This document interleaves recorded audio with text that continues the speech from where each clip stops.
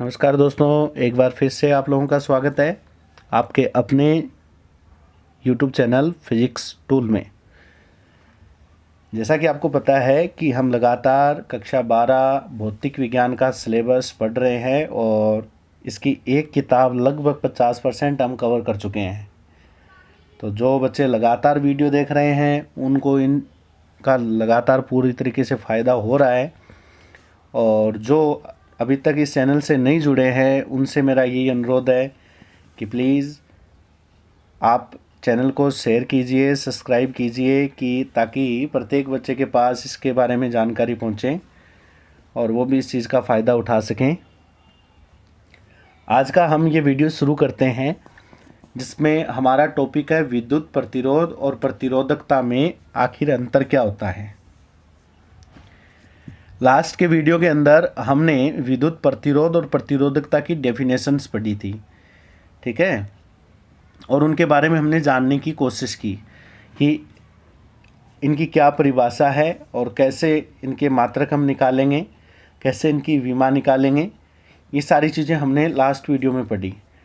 आज हमारी चर्चा का विषय ये है कि इनमें आखिर अंतर क्या है।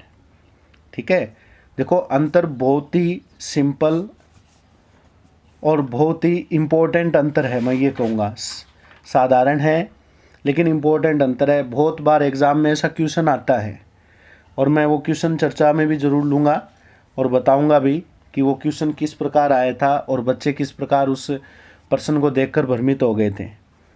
ठीक है बच्चों, देखो, मैं आप लोगों को एक बात बताना चाहूँगा कि मैंने यहाँ पर एक नाम तो लिख दिया प्रतिरोध का और एक नाम लिख देता हूँ मैं प्रतिरोधकता का। ठीक है, देखो, प्रतिरोध जो टॉपिक था उसमें हमने 4 निर्भरता पढ़ी थी।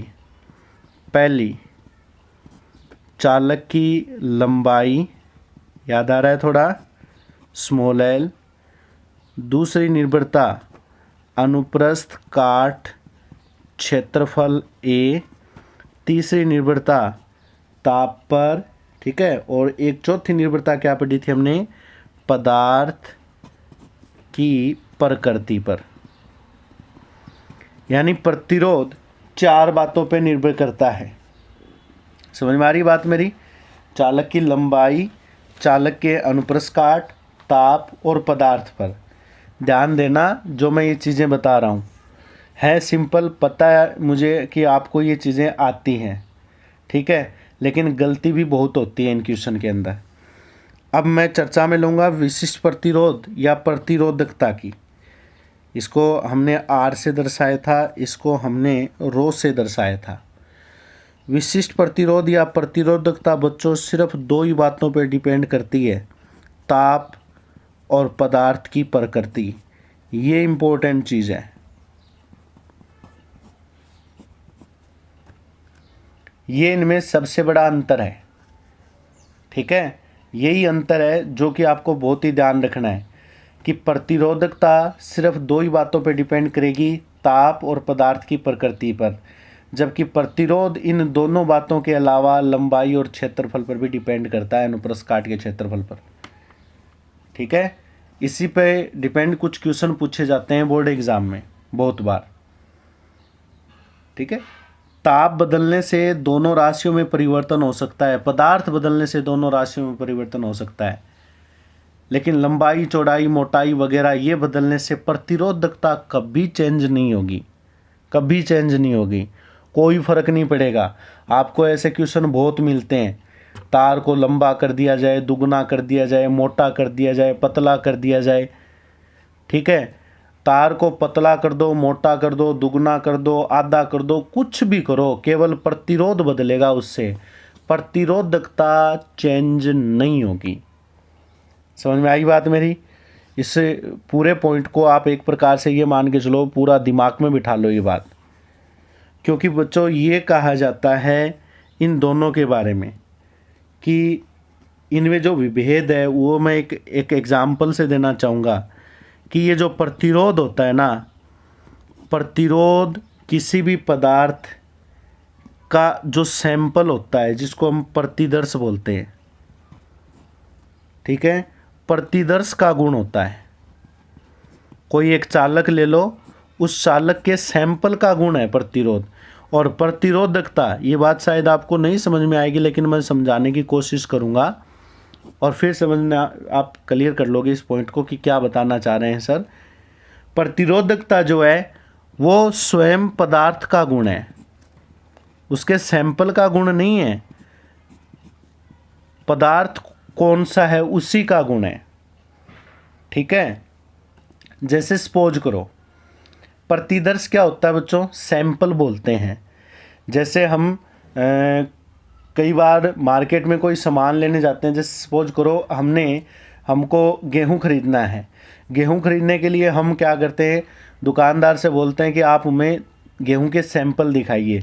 तो वो थोड़े से सैंपल आपको गेहूं के दिखाता है, ठीक है, जिसमें मुट्ठी भर गेहूं होता है, वो उसके सैंपल होते हैं बच्चों। वैसे ही प्रतिदर्श जैसे तार का टुकड़े हैं, तार के छोटे छोटे टुकड़े होते हैं। अब तांबे का तार होता है, तांबे के तार का एक छोटा सा टुकड़ा उसका सैंपल होता है। समझ में आ गई बात मेरी? उस तार का टुकड़ा उसका क्या होता है, सैंपल। तो प्रतिरोध उस प्रतिदर्श का गुण है, यानी उस सैंपल का गुण है। वो सैंपल कितना है, छोटा है बड़ा है, ठीक है। फॉर एग्जाम्पल, मैं आपके सामने दो वायर बना रहा हूँ, यहाँ पर ध्यान देना। मैंने कह दिया एक वायर ये है, ठीक है, और दूसरा वायर ये है बच्चों। ये दो तार के टुकड़े हैं, दो सैंपल हैं, ये दिख रहे हैं आपको। ये दो सैंपल मैंने बना लिए। तो प्रतिरोध होता है ना, प्रतिरोध। अब दो सैंपल मैंने लिए हैं, इन सैंपल में चेंज आपको नज़र आ रहा होगा। एक सैंपल छोटा है, दूसरा सैंपल बड़ा है, ठीक है, नमूना जिसे हम बोलते हैं, ठीक है। प्रतिदर्श, सैंपल, नमूना। एक नमूना छोटा है, ये छोटा है, और दूसरा बड़ा है। तो प्रतिरोध तो इस बात पे डिपेंड करता है, प्रतिदर्श का गुण है कि कौन सा छोटा है कौन सा बड़ा है। उसके आधार पर प्रतिरोध अपने गुण प्रदर्शित करता है, ठीक है। समझ में आई बात मेरी? क्यों? क्योंकि छोटे वाले की लंबाई कितनी है, फिर बड़े वाले की लंबाई कितनी है, इनमें से पतला मोटा कौन सा है, फिर ताप का असर, ठीक है। ये तो दोनों में कॉमन है ही, वो बात तो आएगी, लेकिन मेन चीज़ ये होगी ना, छोटा बड़ा कौन सा है, पतला मोटा कौन सा है। जबकि प्रतिरोधकता है ना, वो पदार्थ, खुद पदार्थ का गुण है। प्रतिरोधकता यही देखेगी, प्रतिरोधकता का गुण सिर्फ यही बात को देखेगा कि ये किस पदार्थ के बने हुए हैं। ये नहीं देखेगा कि ये पतला तार है, ये छोटा है, ये बड़ा है, ये मोटा है, ये पतला है। ये चीज़ प्रतिरोधकता नहीं देखती। प्रतिरोधकता ये देखती है कि ये किसके बने हुए हैं। अगर ये तांबे का बना हुआ है, तांबा है, और अगर ये लोहे का है, लोहा है, तो बच्चों प्रतिरोधकता दोनों की अलग अलग होगी। तांबे की अलग होगी, लोहे की अलग होगी, क्योंकि ये किस पे डिपेंड करती है, पदार्थ पर। अब पदार्थ चेंज हो गए तो ये दोनों की प्रतिरोधकता चेंज हो गई, ठीक है। अगर पदार्थ दोनों सेम होते हैं, दोनों तांबे के हैं, दोनों लोहे के हैं, तो चाहे इनकी लंबाई कैसी हो, छोटा बड़ा मोटा पतला कैसा भी क्यों ना हो, इनकी प्रतिरोधकता चेंज नहीं होती अगर ये समान धातु के होते, ठीक है। तो प्रतिरोधकता एक ऐसा ही गुण है जो कि केवल इसी बात पर निर्भर करती है कि ये किस पदार्थ का बना हुआ है, पदार्थ की प्रकृति क्या है, और ताप का असर तो चलो आगे पढ़ेंगे, वो चीज़ हम क्लियर कर लेंगे, ठीक है। जबकि मैंने इनमें थोड़ा सा एक विभेद करने की कोशिश की आपके सामने। प्रतिरोध है, प्रतिरोध ताप पदार्थ तक जाने से पहले इसी बात पे डिपेंड हो जाएगा कि इनमें पतला मोटा कौन सा है, ठीक है, इन दो बातों पे। उसके बाद पदार्थ देखेगा, तांबे का है कि लोहे का है, ठीक है। तो ये चीज़ आप लोगों को ध्यान रखनी है। समझ में आ गई बात मेरी? क्लियर है? यानी सैंपल, अगर सैंपल एक जैसे हैं, तांबे के हैं, तो प्रतिरोध बदल सकता है, लेकिन प्रतिरोधकता नहीं बदलेगी। प्रतिरोधकता कांस्टेंट रहेगी, क्योंकि प्रतिरोधकता सिर्फ दो ही बातों पे डिपेंड होती है, ताप और पदार्थ पर। ताप बदल दो बदल जाएगी, पदार्थ बदल दो बदल जाएगी प्रतिरोधकता, लेकिन लंबाई मोटाई ये बदलने से प्रतिरोधकता पर कोई फर्क नहीं पड़ेगा, ठीक है बच्चों। इस पर डिपेंड कई बार बोर्ड एग्जाम में क्वेश्चन पूछे गए हैं। ठीक है। और कुछ क्वेश्चन मैं आज के इस वीडियो में आप लोगों के सामने भी रखना चाहूँगा ताकि आप लोग इस चीज़ को क्लियर कर पाओ, ठीक है। जैसे एक एग्जाम्पल के रूप में मैं आप लोगों के सामने एक क्वेश्चन रख रहा हूँ। बहुत बार ऐसे क्वेश्चन आपने पढ़े भी होंगे और आपको आते भी होंगे, क्योंकि ये साधारण से पॉइंट है, कक्षा 10 में भी आते हैं ये पॉइंट, ऐसी बात नहीं है, तो आराम से बच्चे कर सकते हैं। जैसे आपको एक क्वेश्चन दे दिया मैंने कि एक धातु का तार है, एक एग्जाम्पल ले रहा हूं, धातु कोई भी धातु है, तार की लंबाई वो L है मीटर में, ठीक है। और उसका जो अनुप्रस्थ काट है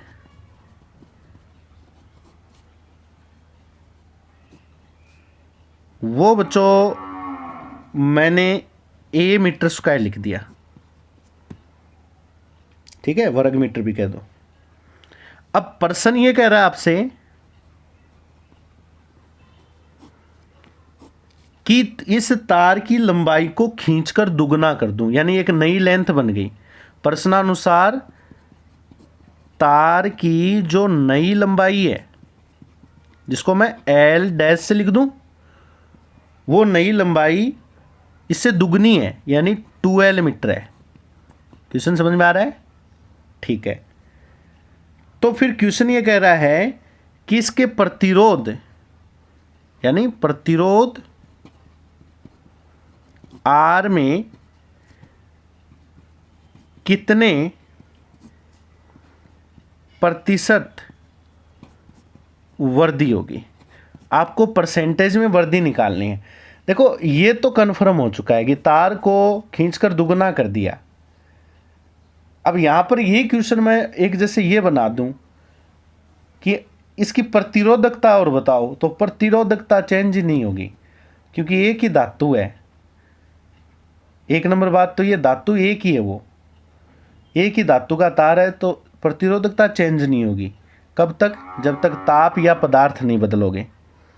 फिर दूसरी बात, तार को चाहे आप लंबा कर दो, दुगना कर दो, 3 गुना कर दो, आधा कर दो, प्रतिरोधकता इस चीज़ से मतलब ही नहीं रखती, केवल प्रतिरोध रखेगा, ठीक है।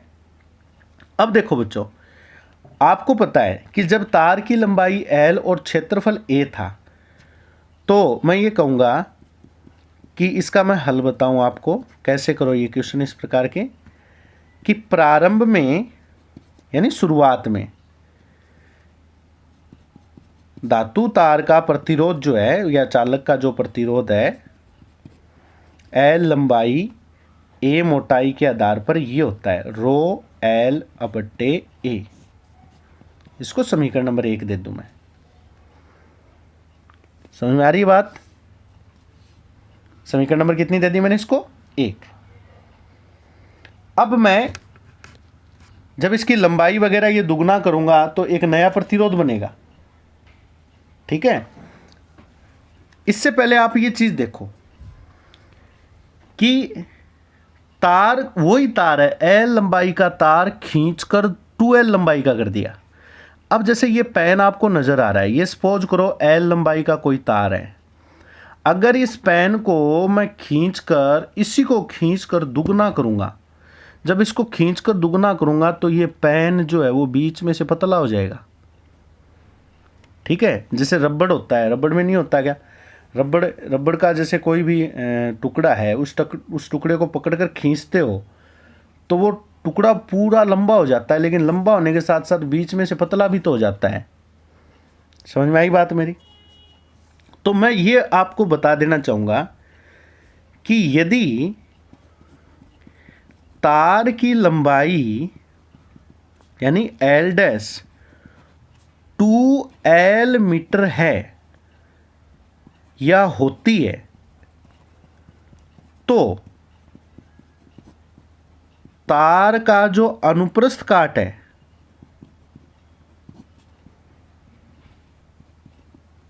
क्या तार का अनुप्रस्थ काट जो क्षेत्रफल है यानी नया A डैश, वो प्रारंभ का आधा होगा,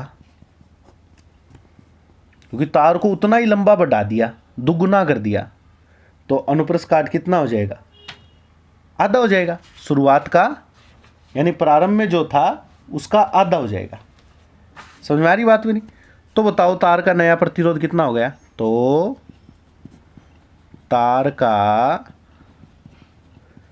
नया प्रतिरोध आर डैश लिख दूं, रो कांस्टेंट है, ठीक है, L dash upon A dash, then R dash is equal rho, L dash की जगह क्या लिख दूं 12, ए डैश की जगह क्या लिख दूं a/2, then R dash is equal rho L upon A into 4। ये देखो, ठीक है, ये समझ में आई ये कैलकुलेशन। अब देखो रो एल अपॉन ए समीकरण 1 से बात करूं तो रो एल अपॉन ए किसके बराबर है, आर के। तो स्पष्ट सी बात है, तार को दुगना लंबा कर दोगे तो नया प्रतिरोध प्रारंभिक प्रतिरोध का 4 गुना हो जाएगा। नया प्रतिरोध प्रारंभिक प्रतिरोध का कितना गुना हो जाएगा, 4 गुना। ये अपना क्वेश्चन है। फिर अगला पूछ रहा है इसकी कितने % परिवर्तन हुआ। तो आपको पता है कि हमने कक्षा 11 में कुछ त्रुटियां पढ़ी है, ठीक है। त्रुटि का एक पॉइंट आया था, प्रतिशत त्रुटि भी उसमें एक नाम आया था, याद आ रहा है क्या? ठीक है, प्रतिशत त्रुटि भी एक नाम आया था। और प्रतिशत त्रुटि को निकालने का तरीका ये था कि जो भी त्रुटि है अपॉन प्रारंभिक मान इंटू 100, वो % में त्रुटि आ जाती है। ये फॉर्मूला पढ़ा है हमने कक्षा 11 में, ठीक है। डेल एक्स मतलब अंतर, जो भी भौतिक राशि है उसमें अंतर बटे उसका प्रारंभिक मान इंटू 100, ये प्रतिशत त्रुटि का सूत्र होता है। कोई भी एग्जाम्पल लो ना आप लोग इसमें, अगर मैं यहाँ प्रतिशत त्रुटि निकालूं कि प्रतिरोध में कितना प्रतिशत परिवर्तन हुआ है, तो प्रतिरोध के लिए प्रतिशत त्रुटि ये आ जाएगी डेल आर बटे आर इंटू 100% में। समझ में आ रही क्या बात मेरी? क्योंकि प्रारंभिक प्रतिरोध आर था, डेल आर परिवर्तन हो गया तो कितना उतरा है, डेल आर परिवर्तन मतलब शुरुआत में प्रतिरोध कितना था आर, शुरुआत में प्रतिरोध कितना था आर, बाद में कितना हो गया आर डैश, तो परिवर्तन कितना हो गया, आर डैश माइनस आर बटे आर इंटू 100। अब आर डैश की वैल्यू कितनी है 4R माइनस आर बटे आर इंटू 100, उत्तर आ जाएगा 300%। ये अपना आंसर होगा, ठीक है। इस प्रकार हम ये क्वेश्चन सोल्व कर सकते हैं बच्चों। तो मैं उम्मीद करता हूं कि ये प्रश्न आपको समझ में आ रहे हैं। एक क्वेश्चन मेरे याद आ रहा है, मैं यहीं पर बता देना चाहूंगा थोड़ा सा। ये क्वेश्चन बोर्ड एग्जाम में क्वेश्चन आया था, शायद बोर्ड एग्जाम में क्वेश्चन आया हुआ है और बहुत सारे बच्चे भ्रमित हो गए कि सर सवाल गलत है। ऐसा लिखा हुआ था कि x बराबर 4 ओम और y बराबर 48 इंटू 10 की पावर -8 ओम इंटू मीटर, ठीक है। और प्रश्न ये पूछा था कि अगर कोई भी चालक है, उसकी लंबाई जो है, लंबाई को आधा कर दिया गया है, लंबाई आधी करने पर, ये क्वेश्चन था। समझ रहे हो बात मेरी? एक क्वेश्चन आया था, उसमें ये पूछा था लंबाई को आधी करने पर x और y के मान पे क्या प्रभाव पड़ेगा, ये क्वेश्चन था। ये बोर्ड एग्जाम में आया हुआ क्वेश्चन है। अब पहली बात तो ये कि बहुत सारे बच्चे ये भ्रम में रह गए कि यार x y कोई सिंबल होता ही नहीं है। मुझे याद है बहुत सारे बच्चों ने कहा सर ये ऐसा क्वेश्चन कभी हमने देखा ही नहीं, आए नहीं हमारे सामने है, और ऐसा क्वेश्चन तो बहुत ही, ये तो गलत प्रश्न है, ऐसी कोई बात ही नहीं थी। जबकि इस क्वेश्चन के अंदर अगले ने एक्स वाई के मान पूछे, सर एक्स वाई क्या चीज़ है हमें तो पता ही नहीं। बहुत सारे बच्चे ये कन्फ्यूजन में आ जाते हैं, छोटी बात नहीं है ये। और उसके पीछे कन्फ्यूजन का कारण क्या है कि बच्चों ने छोटी क्लासों से रटना शुरू कर दिया कि प्रतिरोध आर होता है, प्रतिरोध आर होता है, प्रतिरोध आर होता है, विशिष्ट प्रतिरोध रो होता है, रट्टा लगाना शुरू कर देते हैं। बोलो अब यहां अगर उनको मार खानी पड़ती है, क्यों? क्योंकि यहां मैंने आर और रो न लिखकर एक्स और वाई लिख दिए। तो बच्चों भौतिक राशि की पहचान हमेशा मात्रक से होती है। भौतिक राशि की पहचान हमेशा मात्रक से होती है। मात्रक उसकी यूनिक आइडेंटिटी है बच्चों। यूनिक आइडेंटिटी का मतलब अद्वितीय पहचान, मतलब एक भौतिक राशि का मात्रक हमेशा एक ही मिलेगा आपको, दूसरा नहीं हो सकता। समझ रहे हो बात मेरी? भौतिक राशि सिंगल जो भी भौतिक राशि है उसका मात्रक हमेशा एक ही होता है। तो जिस बच्चे ने ये मात्रक देखे थे ना, वो बच्चा क्वेश्चन कर दे, उस बच्चे ने क्वेश्चन कर दिया था। देखो अब ओम मात्रक किसका होता है? प्रतिरोध का होता है। इसका मतलब ये आर का मान है। और ओम इंटू मीटर किसका होता है? प्रतिरोधकता होता है। इसका मतलब ये रो का मान है। समझ में आ रही है बात मेरी? इस प्रकार के क्वेश्चन आते हैं बोर्ड एग्जाम में। हालांकि कोई हार्ड क्वेश्चन नहीं है ये, लेकिन बच्चे को भ्रमित कर देते हैं ये क्वेश्चन। अचानक ऐसे क्वेश्चन आते हैं, बच्चा बस सोचने समझने पे कुछ उसको पता ही नहीं चलता कि क्या करूं मैं। तो ऐसे क्वेश्चन बच्चों तसल्ली से करो, क्वेश्चन पूरा पढ़ो, आराम से पढ़ो, क्या दिया हुआ है, कौन कौन सा मान दे रखा है, इसका मात्रक क्या लिखा है, इसने क्या पूछना चाह रहा है हमसे, ये क्वेश्चन वाला आखिर हमसे क्या चाहता है, क्या निकलवाना चाहता है इस क्वेश्चन के अंदर, और कौन कौन से अपने को वैल्यू प्रोवाइड करवा रहा है, ये उनके मात्रक क्या है। ये चीज़ें आप लोग क्लियर करके देखो, तब जाकर न्यूमेरिकल आसान होते हैं। और न्यूमेरिकल हार्ड नहीं होते बच्चों, एक प्रैक्टिस होती है। गणित ही तो है ये, गणित ही तो है एक प्रकार से। गणित में हम प्रैक्टिस करते हैं, हम प्रश्नावली करने लग जाते हैं। ठीक है, तो प्रैक्टिस करने से ही क्वेश्चन सोल्व हो जाते हैं। और मैं तो ये कहता हूँ बहुत सिंपल क्वेश्चन आते हैं बोर्ड एग्जाम में, बहुत सिंपल क्वेश्चन आते हैं। तो एक बात बताओ, ये चीज़ है ना, ये चीज़, ये कभी आप इसको रटना मत, कभी मत रटना कि प्रतिरोध आर होता है। हाँ पता है अपने को आर होता है, पता है अपने को आर होता है। अधिकांश किताब में अधिकांश जगह हम आर ही लिख देते हैं, रो लिखते हैं। लेकिन अगर ये चेंज हुआ मिल जाए तो कोई गलत नहीं है, ये बिल्कुल सही है। लेकिन मात्रक देखो, मात्रक कभी चेंज नहीं होता। ठीक है, मात्रक कभी चेंज नहीं होगा। आई बात समझ में? समझ रहे हो बात मेरी ये?